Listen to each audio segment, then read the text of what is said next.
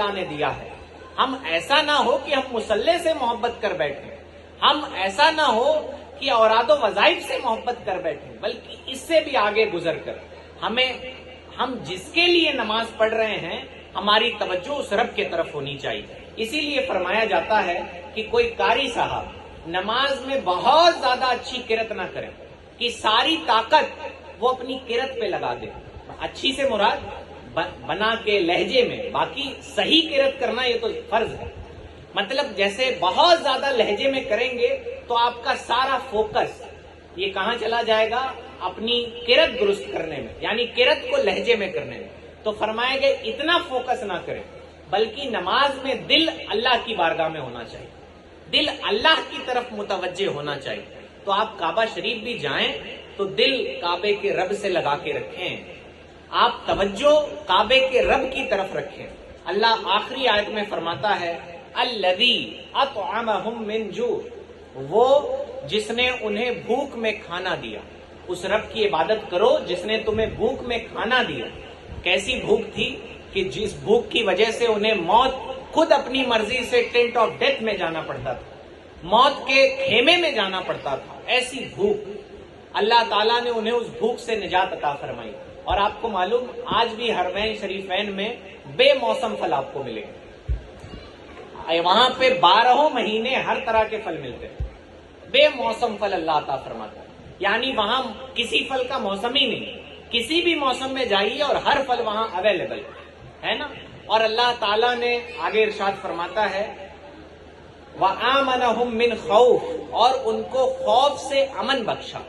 یعنی اس زمانے میں سفر کرنا مشکل تھا، یعنی لوگ ڈرتے تھے کہ سفر کیسے کیا جائے، لوگوں کا مال لوٹ لیا جاتا تھا، قافلے لوٹ لیے جاتے تھے، مار دیا جاتا تھا، لیکن مکہ سے آنے والے لوگوں کو کوئی ٹچ نہیں کرتا تھا۔ یہ مکہ سے آئے ہوئے لوگ ہیں، یہ قریشی ہیں، یہ اہل قریش ہیں جو مکہ کے متولی ہیں، اللہ نے ان کی محبت ڈال دی۔ اور آپ دیکھیں زمانہ انسان تو بڑا بے رحم رہا ہے نا۔ احساس کرنے والوں کے دل میں یہ بھی احساس ہے کہ یہ مسجد کے امام صاحب ہیں، اور جن کو احساس نہیں، ہم روزانہ خبریں سنتے ہیں کہ امام صاحب کو مار دیا، ان کو ظلم کیا، ان کو ظلم کیا۔ تو امام حضرات کو بھی یہ بات سمجھنی چاہیے کہ یہ جو محبتیں ڈالتا ہے وہ رب ڈالتا ہے، کسی کی خفیہ برداری کر کے کسی کے دل میں محبتیں نہیں ڈالی جا سکتی۔ تو اب لوگ اماموں کو مار دیتے ہیں، ان کو خیال نہیں ہوتا کہ اللہ کے گھر کی خدمت کر رہے ہیں، ہے نا۔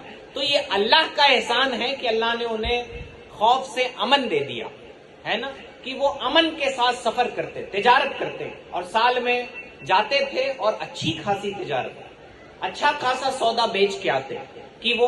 اور مکے میں ایک اور نظام تھا جو ہمارے کانسٹیٹیوشن میں بھی ہے، جس کو ڈسٹریبیوشن آف ویلتھ کہا جاتا ہے نا، دولت کا ڈسٹریبیوشن، یعنی مال کا ڈسٹریبیوشن، اس کو ڈسٹریبیوشن آف ویلتھ کانسٹیٹیوشن میں کہتے ہیں۔ مکہ والے کما کے آتے تو برابر بانٹ لے، جیسے میں گیا ملک شام اور وسیم بھائی گئے، اب انہوں نے 8 روپیہ کمایا، میں نے 10 روپیہ کمایا، تو آنے کے بعد 1 روپیہ ہم ان کو دے دیں گے، اب 9 ان کے پاس اور 9 میرے پاس۔ یعنی مال کی محبت ان کے دلوں میں نہیں تھی، وہ پیسہ کما کے لاتے تو سوچے آپ کہ معاشرے میں موجود دوسرے بھائی کو دے دیتے، یعنی برابر کمائی ہوتی سب کی۔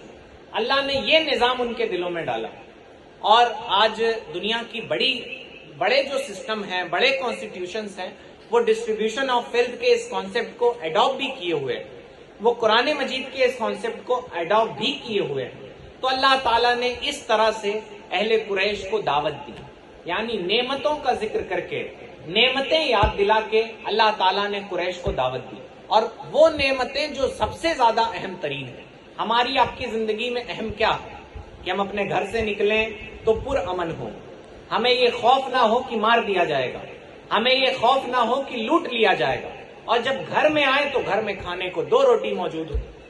آپ بتائیں اس سے بڑی نعمت کیا ہے؟ یہ 2 ایسی امپورٹنٹ چیزیں ہیں جو انسانیت کے لیے نہایت مہم ہیں۔ پہلی بھوک سے نجات، دوسری خوف سے نجات، اور اللہ نے اہل قریش کو دونوں نعمتیں عطا فرمائی، ہے نا۔ اور نعمت پہ، اور ہمارے پاس تو سینکڑوں نعمتیں ہیں، آج ہم امن کے